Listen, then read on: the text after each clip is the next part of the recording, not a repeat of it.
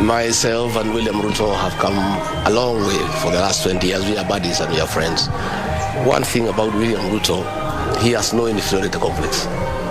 He will not be bothered that I am a good worker, I'm a performer. He will be quite happy when I perform so that I augment his work, I complement his efforts. So there is no way me and him can have a conflict, none whatsoever. The conflict between William Ruto and Uhuru Kenyatta was brought about by inferiority complex, because the president had inferiority complex.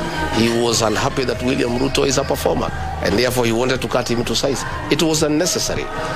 I will be bringing energy to the presidency. I will be complimenting Dr. William Ruto. I will be supporting him. He's more than happy to have a good worker, somebody focused, somebody hardworking like himself, so that with the combined effort, because that is what this country needs. This country is in such a bad situation. It needs serious workers. You can't want a deputy who is just there, who is not a worker, who is not a performer. So I want to assure the people of Kenya that the issues we saw between President Uhuru Kenyatta and Dr. William Ruto will not be there. I want to say that with certainty. Me and him have sat and discussed. In any case, he has spelled out my duties quite clearly.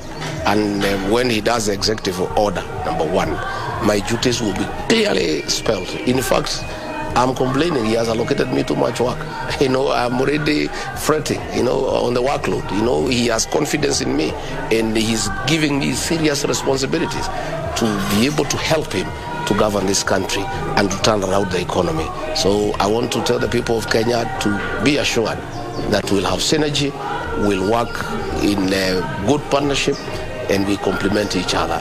And mine is to support the president. Mine is to back him up. Mine is to make sure that the roles he assigned me are implemented with military precision. Mine is to make sure that the country is moving in the right direction. And mine is also to keep my ear to the ground, to listen to what people are saying and advise him appropriately. And luckily for Dr. William Ruto, he's a good listener, and he takes advice, with humility, and he doesn't take offense when we tell him this and this, what he's doing probably is not right, probably Kenyans are not happy. He takes it in good stride. So, and that is a mark of leadership, the ability to listen, agreeing to be advised, agreeing to be corrected, and agreeing to have a discussion with your juniors. When you respect your juniors and you treat them with respect and acknowledging that they also have some brains, then work becomes very easy. Dr. William Ruto has respect for the people under him. He has tremendous respect for all of us. Even young members of parliament, he gives them time and he listens to them. And many a time he has taken a position, and some junior members of parliament have advised him against it, and he has, with happiness and heartily agreed to the advice. So I am sure that we'll have a government that is full of consultation and consensus, and that is what will make us succeed, by consulting regularly, by agreeing to disagree, by having meetings and staying with our members of parliament, discussing with our governors, having many parliamentary groups meeting, and meetings allowing people to prevail and people to discuss freely so that they can, inform him and he can get better knowledge to assist him in decision making. As the incoming deputy president, do you actually think maybe there should be a constitutional amendment just to make sure that the roles of the deputy president are constitutionally defined, such that we just don't leave it open to be like an assistant of the president? Do you think the roles should be constitutional? Probably in future, but for now it's not necessary. My duties will be well spelled out in the executive circular, and me and William Ruto, we have agreed what I need to do. In fact, I am already feeling the heat of what he has allocated me. So for now it's okay, but probably because of future, you may get another president like Uhuru Kenyatta, who has no regard for his deputy. Probably going forward, that is food for thought. It's something that our lawmakers need to look at, so that we don't have a situation like we had between Uhuru Kenyatta and William Ruto.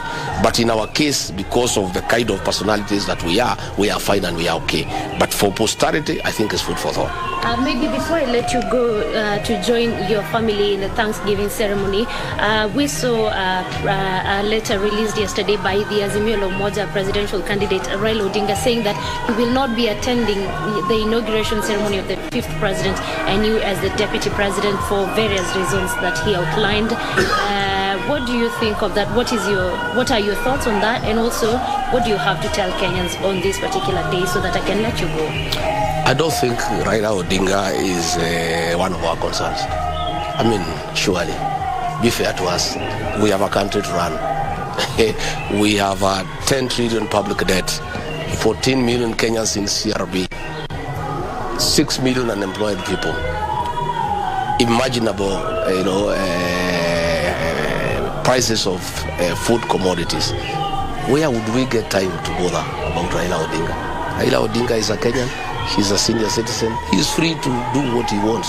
Yeah, but he's really, I must tell you, he is not among our priorities.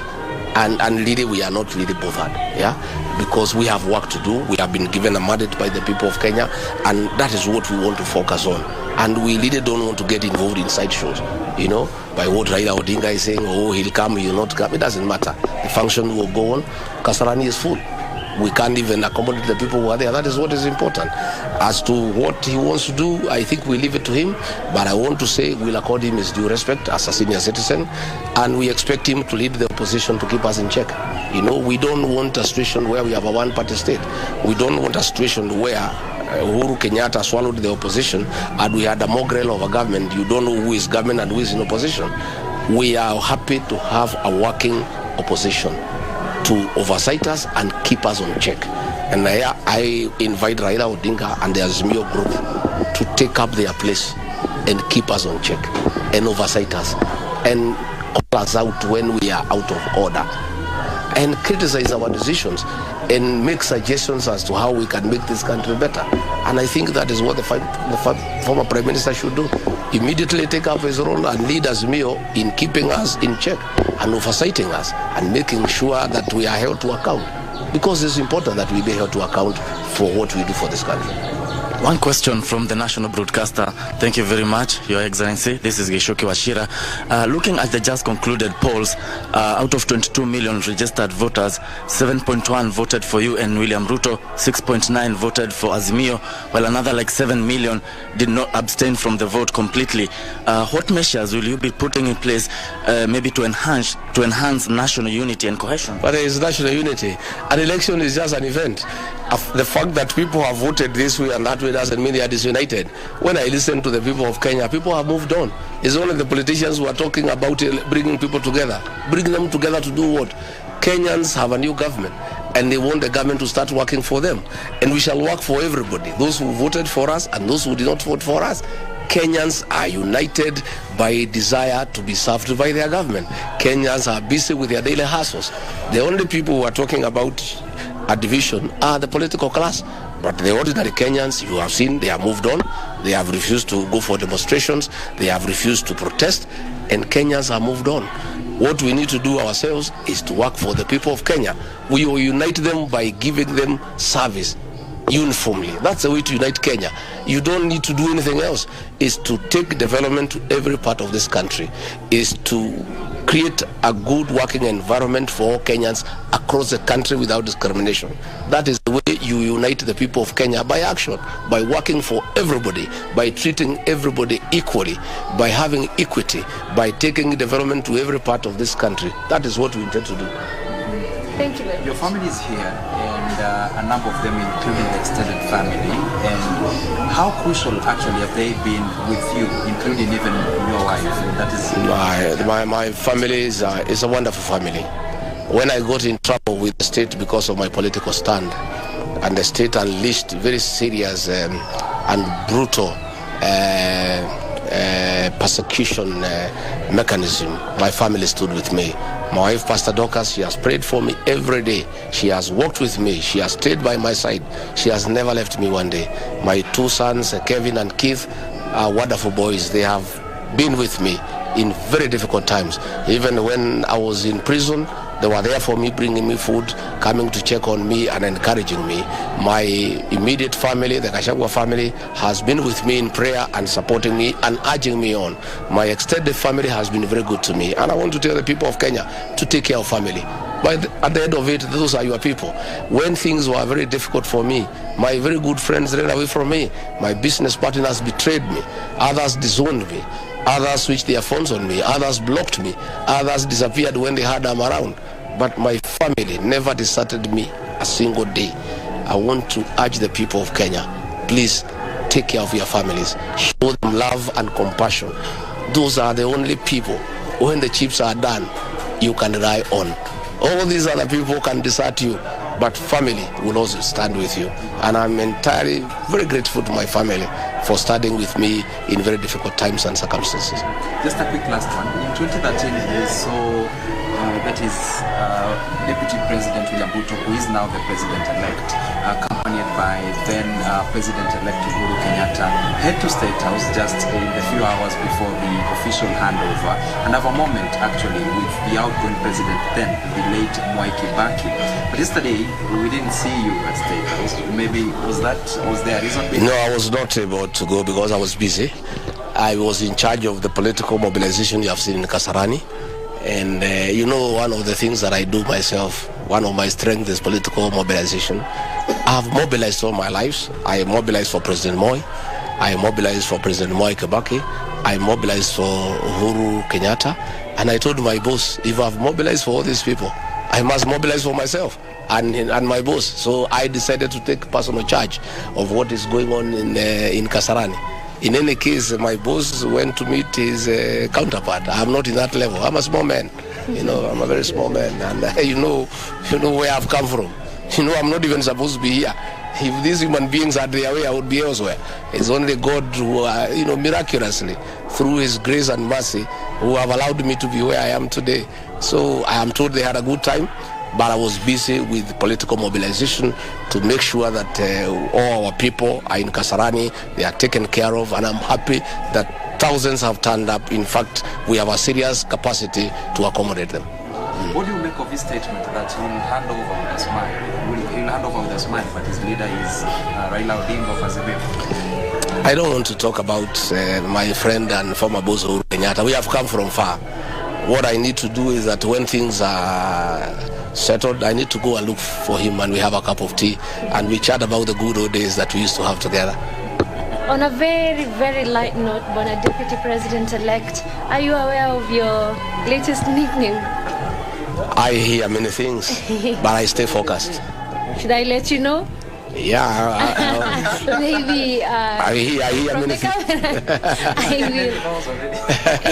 will. Well, she knows many things around me. She stays around me all the time. And I've told you she has been a blessing in my life. And in these difficult circumstances for the last 4.5 years, she has held me, my hand. She has been around me. She has prayed for me. Not a single day has she ever chickened out. She's a strong woman. And even when I was almost giving up with this journey, she encouraged me to move on. The same with my two sons. They told me, Daddy, let's push on. And here we are today. And freedom is here. We feel free. It's not been easy. Yeah. Thank you very much. Absolutely. Yeah. How do you feel today? Very excited. One, to see my husband's dream come true. And him being given that job by Kenyans to be able to serve them. And we are ready to serve. Yeah. You seem to quite know even his nickname, Riggy G. Does that mean you're so hands-on with him, whatever he does, his political life, everywhere, and how crucial have you been in his entire journey? By divine design, I'm his helper, and that is a role I play. Yes. And you see this other one, we have sons, and they always joke, we are family, and therefore they come and show his daddy and say, this is what people are calling you, Rick G, can you wear these my glasses and all that. It is interesting even for him. Going forward, what should Kenyans expect? What role will you be playing? Supporting my husband, of course, and also taking my responsibility as a mother. Now, as a mother of the nation, together with Mother Rachel Ruto, we are going to do what a mother should do, nurture and help, and make sure that things are going on all right in the nation. Yes. Thank you very much. Thank you. How close is the second family to the first family? We are friends. Very close. Confidence, yes. so much. Thank you very much, Your Excellency. Indeed, as you can hear, that is indeed. Oh, well. Now, those are live pictures coming from Deputy.